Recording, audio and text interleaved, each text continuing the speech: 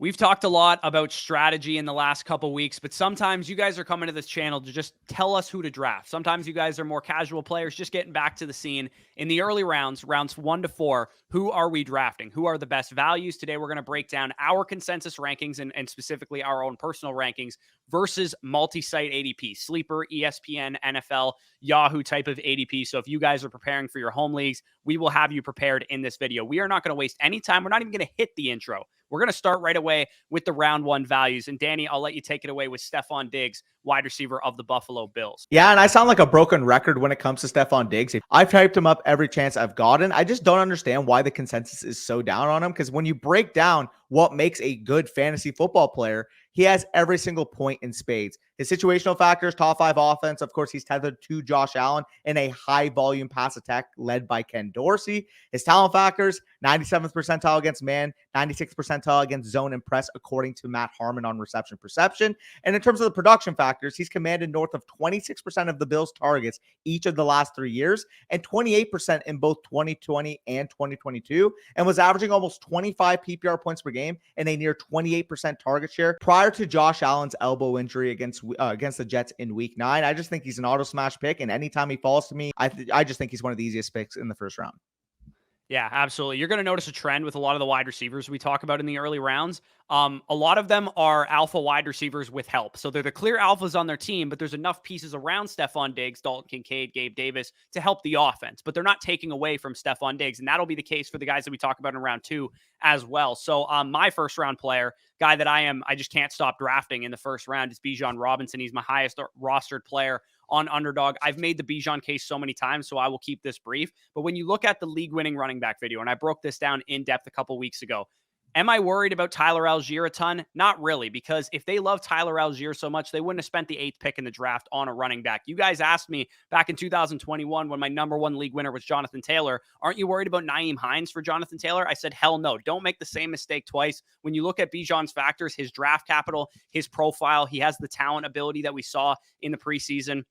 We know he has a chance to have, upwards of 315 carries because the Falcons had 450 plus running back carries last year. Bijan, give him a 65, 70% opportunity share. He's well over 300 carries.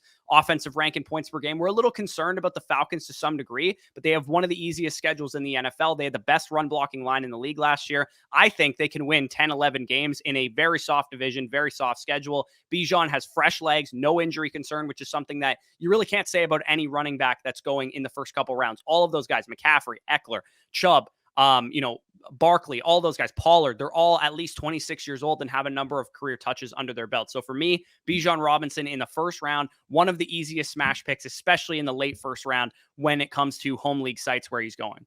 Yeah, clear top 5 pick for us in our rankings, clear RB1 for us in our rankings. You won't really see that anywhere else, especially on the platforms you're drafting.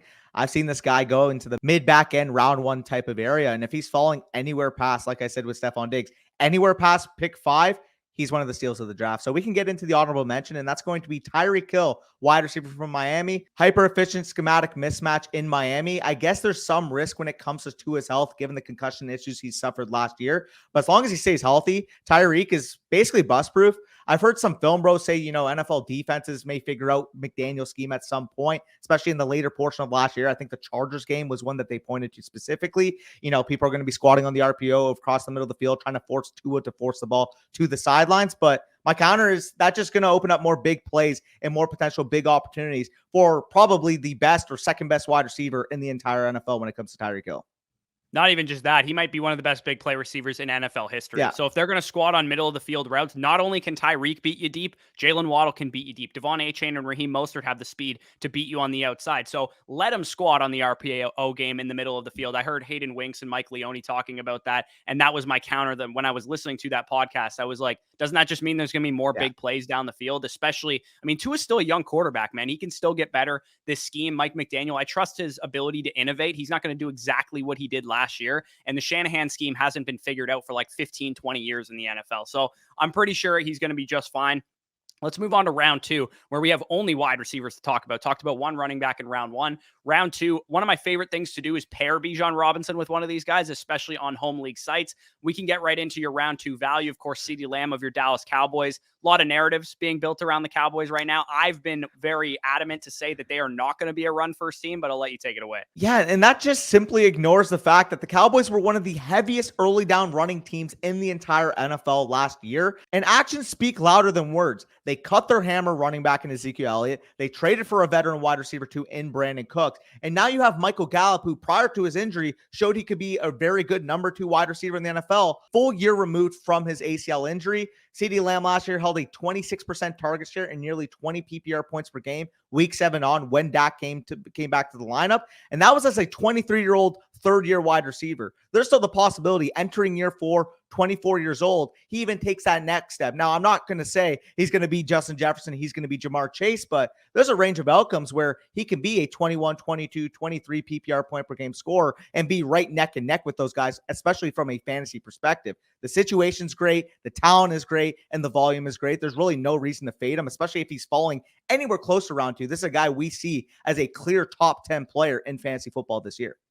Yeah, such a clean projection. I think the Cowboys will be forced to run or to pass the ball a little bit more because the run game might not be so effective. Do they really want to hammer Tony Pollard 30 times a game, 20 times a game? They don't really have anybody to complement him. Zeke and Pollard together was the reason why they were one of the more run-heavy teams on early downs in the NFL last year. So if you're thinking, oh, they're going to go more run-heavy, they were literally already run-heavy last year. And like you said, actions speak louder than words. Cutting Ezekiel Elliott, trading for another wide receiver, health to Michael Gallup, all kind of adds up to me as at least they're going to be as pass heavy as they were last year, if not potentially more pass heavy. So my guy here in this range is another young wide receiver, Amon-Ra St. Brown, wide receiver of the Detroit Lions, a near 30% target share as a second-year wide receiver. I mean, we need to contextualize just how elite that is. I know Amon-Ra was a 4th-round pick, and, it's very clear that the NFL missed out on him. He pretty much lists off every name of the wide receivers that went ahead of him in the draft before each game, but he was 19 PPR points per game when healthy last year. If you remove the games that he played injured or, was limited in any way or left early, he was also tackled inside the 1-yard line on numerous occasions because, all reports say that, Jamal Williams' 14, 16 rushing touchdowns or whatever were a complete fluke if you ask any analytics bros. Amon-Ra St. Brown might legitimately be a first-team All-Pro this year. He has been very, very good through his first 2 seasons, a league winner as a rookie, basically would have been a league winner if it wasn't for the ankle injury last year. And how often do we get the absolute clear alpha for a well-coached top 10 offense in scoring? If he was a prototype X receiver, a guy that won on the outside, we'd be taking this guy in the top 10 overall picks. If he was, first-round pick, prototype X receiver, like you get with Ja'Marr Chase at the top of the draft, he's been absolutely outstanding to start his career, and I don't think that's going to slow down anytime soon. Also, he's the type of receiver that you can't really scheme against because he plays outside of the slot. He plays over the middle of the field. It's not like he's going to see double coverage. And similar to what we said for CeeDee Lamb, what we said for Stefon Diggs, they have more help in that offense. They bring in a rookie tight end, Sam Laporta, bring in Jahmyr Gibbs, who we'll talk about later. But it's still very clearly Amon-Ra St. Brown and everybody else. Even when Jameson Williams comes back, I have no doubt in my mind that Amon-Ra is going to get 25, 30% of the targets. Yeah, I mean, if anybody's going to ascend to Cooper Kupp territory in fantasy in terms of usage, in terms of the ability to command targets, in terms of potential offensive situation, like the Rams, of course, were a top 5 offense, but the Detroit Lions last year were a top 10 offense in the NFL. Is it implausible to say that with a healthy Amon-Ra St. Brown, Jared Goff, another year under Ben Johnson, that they can't take that next step up to potentially be a top 5 offense? The ceiling range of outcome here is Amon-Ra St. Brown giving you, like you said, 20 PPR points per game last year. I wouldn't be shocked if entering his 3rd year, he's close to that 22, 23 PPR point per game range. Honestly, him and CeeDee Lamb are such smashes. Like, I would be comfortable taking both of these guys inside of my top 11. They're both top 11 ranked players for me, and they're both going in round 2 in multi-site ADP. Yeah, I made it an argument earlier in the offseason that I think Amon-Ra St. Brown has a cleaner projection than Cooper Kupp, given the age and the injury concerns. They're very similar players. They play over the middle of the field.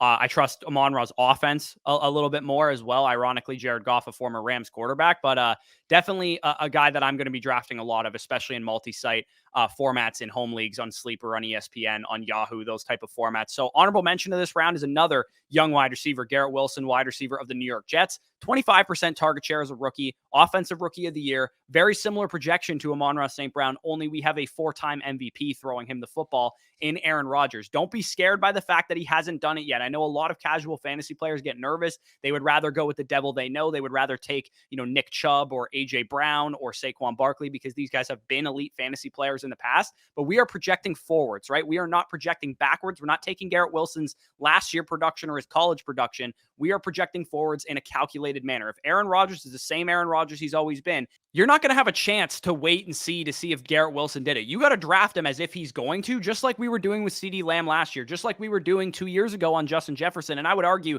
Justin Jefferson should have gone higher that year. He was like a late second round pick going behind guys that were a little bit older. We're projecting forward with these young players. I'm not saying Garrett Wilson's quite as good as Justin Jefferson, but with Aaron Rodgers throwing him the football versus Kirk Cousins, maybe that makes up the difference. And we could get a high touchdown season, a high, big play season out of Garrett Wilson. He was offensive rookie of the year, first round pick, elite prospect. There is very few blemishes on his profile, aside from the fact that he's young and he hasn't done it yet.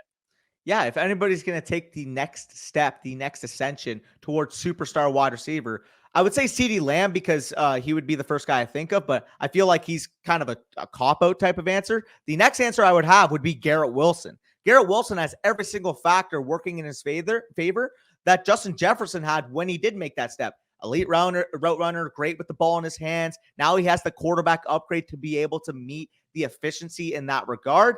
I mean, the guy commanded 147 targets in his rookie year. The fact that he's going anywhere outside of the top 15 is egregious. When you actually objectively look at the situation, why shouldn't he be the end of the first round pick, early second round pick? Every single situational factor now with Aaron Rodgers is fully met. The talent clearly was shown last year as a rookie, and now potential, Hall of Fame level return from A-Rod could push him into that range. So, I'm all over Garrett Wilson. Anytime he falls, realistically, like I said, past the top 15, I think he's one of the steals of the draft. But we can move on to our third round, and I'll start off with Mark Andrews, tight end of the Baltimore Ravens.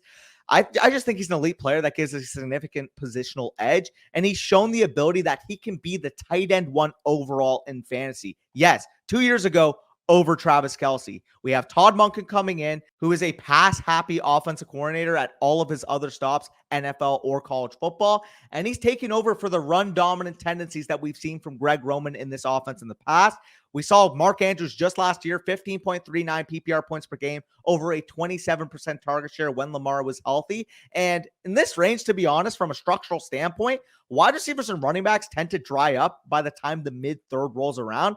So structurally, I just love taking that elite advantage at tight end. Maybe you start off, at the 4th overall pick, you get Tyreek Hill. Amon-Ra St. Brown falls back to you in the 208 range, and you're able to pair that with Mark Andrews. Yeah, Mark Andrews also kind of fits this description of an alpha wide receiver with help, even though he's a tight end. He has, like you said, 27% target share with a healthy Lamar last year. Zay Flowers, Odell Beckham Jr., a healthy Rashad Bateman, they help the offense. They don't necessarily hurt Mark Andrews' target share because he's still the most talented pass catcher on this team. And in our honorable mention, we'll talk about his teammate in a second. But my value of this round is Breece Hall, running back of the New York Jets. So before you get mad in the comment section, be like, don't you know that Dalvin Cook is there? Dalvin Cook is a contingency plan for the New York Jets. He's still their guy. Breece Hall, on numerous occasions, we've heard positive praise heaped out of camp because he's on schedule. He's ready to go. He should be ready for week 1. Why they signed Dalvin Cook is A, they had the extra cap space from the Aaron Rodgers move, and B, they don't want to rush their young running back. They probably saw what happened to J.K. Dobbins last year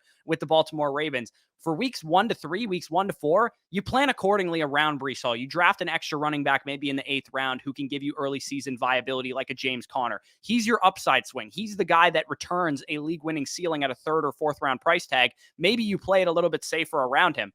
So it's not as black and white as saying, I'm fading Breece Hall because of the ACL tear because he's risky. Because every real, archetype that we could look for somebody who could beat the running back ACL tear curse is young running backs, elite athleticism, high draft capital, good offensive situations. Everything applies to Breece Hall. He's super young. He's hyper efficient. He's hyper talented. We saw that as a rookie. He probably would have been one of the biggest league winners in fantasy had he stayed healthy. And also the sneaky thing is that he had a potentially very, very high target share incoming. We know how Aaron Rodgers used Aaron Jones in the passing game. Breece Hall was basically like a 5 or 6 target per game running back last year when he played a healthy dose of snaps. This Dalvin Cook induced like ramp up period that we're going to see from weeks 1 to 4 makes me so happy as a Breece, investor. He's my highest rostered player on Underdog right now. And it means that he's less likely to have a setback because of this. Dalvin Cook is washed. He has a busted shoulder. He's actually probably less healthy right now than Breece Hall. And knowing that I can get a discount on Breece Hall, knowing that I can draft my team accordingly around Breece Hall, I think he's going to win me some money down the home stretch and come at a pretty small discount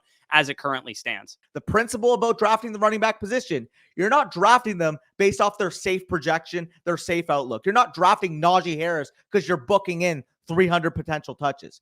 You're buying a running back. You're drafting a running back as if they can hit that 20, 21, 22 plus PPR point per game upside. And I have no reasons to believe that Breece Hall, once he's fully healthy, can't get to that number. So Breece Hall, absolute value in this range. I did update the ADP, I believe, on August 18th or August 19th. Since then, he slid down to 43rd overall. So he is now into the 4th round, basically, instead of into the 3rd round for the most part. And like we said in the ESPN video, he's going like the 5th round on platforms like that. So yeah, Breece, again, a guy that you plan around. He's a contingency plan. He's a guy that you know can give you league-winning upside, but you want to draft a little bit safer around him. He doesn't fit every single team, but he is the type of guy that I'm going after because in the early rounds, you can stack up 2 elite wide receivers in round 1 and 2. Grab yourself an upside swing at running back like Breece Hall, or maybe you draft him as your RB2 because you're worried about the ACL tear. Either way, Breece Hall is a huge value. The honorable mention in this area is Lamar Jackson. Anytime he's on the field, he's pretty much been an elite quarterback 1. And that was with essentially terrible pass catchers, right? We literally only Mark Andrews and then I guess Marquise Brown over the course of his career are the types of guys that he's had to work with. Add in Odell Beckham Jr., J.K. Dobbins and Gus Edwards are now healthy. Rashad Bateman hopefully is now healthy. Zay Flowers was drafted in the 1st round, who looked unbelievable on Monday night against the Washington Commanders. And Todd Monken's offensive scheme, as you mentioned, for Mark Andrews will lead to career highs in pass attempts across the board. I expect Lamar Jackson to make a huge, huge bounce back, potentially be a league-winning quarterback, the type of guy that you can get in the 4th round or the 3-4 turn right now that could return a elite value above replacement 25 point per game type of season. Yeah, I completely agree with you. I do think that the Ravens are poised to set career highs in terms of passing volume in Lamar Jackson's tenure. But we can move on to round 4. And my first round 4 value is going to be a guy that we've hyped up on this channel literally all offseason. I think I've already made that case for a couple players on this video. But when I say round 4, it's Calvin Ridley, wide receiver of the Jacksonville Jaguars. The last time we saw him play a full season, I get that. That's going to be used as a negative for some people. But the last time we did see him, he was an elite wide receiver. 143 targets in 15 games played that year, and about 26% of the Falcons' targets. But now we're getting a situation with his trade to the Jacksonville Jaguars, where he's been tearing up training camp since he's gotten there. He's got the opportunity now in an objectively better situation with a potential MVP quarterback. Trevor Lawrence is currently 6th in MVP odds. This is by far his best situation. We know he can command targets. And in that offense, with Trevor Lawrence potentially throwing 35 plus passing touchdowns, I think Calvin Ridley is set to smash. I honestly think if he didn't get suspended for the season, if he didn't get hurt the year before, he would be going on the 1-2 turn. He would be going amongst the likes of, like we mentioned before, guys like CeeDee Lamb, A.J. Brown, Devontae Adams, Amon-Ra St. Brown, Garrett Wilson, and yet he's going in the 4th round in the majority of your home leagues. If you maybe grab a hero running back, let's just say hypothetically on your 1-2 turn, you go with CeeDee Lamb and Nick Chubb, you can get a potential stud alpha wide receiver 1 for a wide receiver 2 or 3 cost in this 4th round area. Yeah, absolutely. Calvin Ridley, I mean, it's very telling knowing that the Sharps on Underdog Fantasy are taking this guy as a late 2nd round pick as well as us. So it's not just us that are high on Calvin Ridley. He has a very clean projection. It's a good offense, a pass-heavy offense, a high-paced offense. And even though, again, he's an alpha with help, Christian Kirk, Evan Ingram, Zay Jones, all good players, all guys that can command targets in their own right. They're not taking away more than, a 25, 27% target share from Calvin Ridley. He is the alpha of this offense. We're playing for 1st place. We're not playing for 6th place. If you're scared about Calvin Ridley's median projection, don't take Calvin Ridley. If you're trying to play 1st place and you want that ceiling range of outcome, no other player in the 4th round area even remotely holds close to the upside that Calvin Ridley does at the wide receiver position. Yeah, he's been high in our rankings the whole time. And like I mentioned with Underdog, they've started to get a lot higher on him, the market there. If you guys want to, get some shares on Underdog, do some best ball drafts. If you want our draft guide totally for free, you can check out Underdog Fantasy and use promo code FSE at sign up and first deposit. When you deposit $10, they'll match you up to $100. And also you'll get our draft guide and our weekly rankings totally for free. So definitely check that out. Link will be down below in the pinned comment if you're interested. If you got a draft coming up, we have all this like FSE versus multi-site ADP data in our draft guide as well. That's where this was pulled from. But the final guys that we're going to talk about My round 4 guy is Deebo Samuel, wide receiver of the San Francisco 49ers. Follows one of the principles that we talked about a lot during our listener league draft is sometimes you just want pieces of good offenses. And even though Deebo Samuel was like a major regression, victim after his top 3 point per game season in 2021, just 2 years ago, he has that massive season. But last year, top 20 receiver, still in expected points per game. And he actually underperformed, finished wide receiver 28 in points per game. Definitely an injury risk. I mean, we saw last year, you guys see the injury history: knee bruise, hamstring strain, quad strain, high ankle sprain. Definitely an injury risk. And we also have, Ayuk, Christian McCaffrey, George Kittle. All these guys can play. All those guys can, quote unquote, eat into his workload. But again, I come back to this point. Do I want pieces of the San Francisco 49ers offense? Absolutely. I think they're going to be one of the top 5, top 8 offenses in the NFL. Brock Purdy's healthy. I have no concerns with, quarterback turmoil or anything of that nature. Deebo is also game script proof because he gets design touches. He gets carries. He, obviously is a big play guy. So if you guys have big play bonuses in your league and you want some red zone touches out of this, he's like one of the only guys I would say design touches are a positive for, because every other player we hear, they're going to use them more on the ground and they're going to use them in design touches. It realistically only applies to Deebo Samuel. And I'm really, really glad that you're getting a nice discount on him, because he really does still have maybe not quite the same level of upside that he showed in 2021, because it was just such a ludicrous season. He had like 10 rushing touchdowns that year, but he does still have the upside to be a top 5 to top 10 wide receiver on the back of elite efficiency if he can stay healthy. He was so banged up last year, and in 2021, he was not banged up, and we saw what he can do when he was fully healthy. And in the preseason, he looked like an absolute man possessed as well. Yeah, I mean, when it comes to Deebo Samuel, I'm glad you mentioned that, because people will focus, why did his efficiency drop off so much last year? Well, you just outlined how injured he was. I'm not concerned that he's coming off a drop off in efficiency last year. I'm just looking back to the fact that in 2021, he may have been the most efficient wide receiver of all time. So what's more indicative of his talent level, in my opinion? The year where he literally showed he can be the most efficient wide receiver in the entire NFL, or a year where he was completely banged up and the efficiency dropped off? I'll prefer the former. If you guys want to draft on the latter, that's fine. But again, like I mentioned with Calvin Ridley, we're shooting for upside. If a receiver in this range can command 25% of his team's targets and shows that level of efficiency at some point in his career, which was only 2 years ago, yeah, I'm in on Deebo Samuel. Early 4th round, I'm more than for it.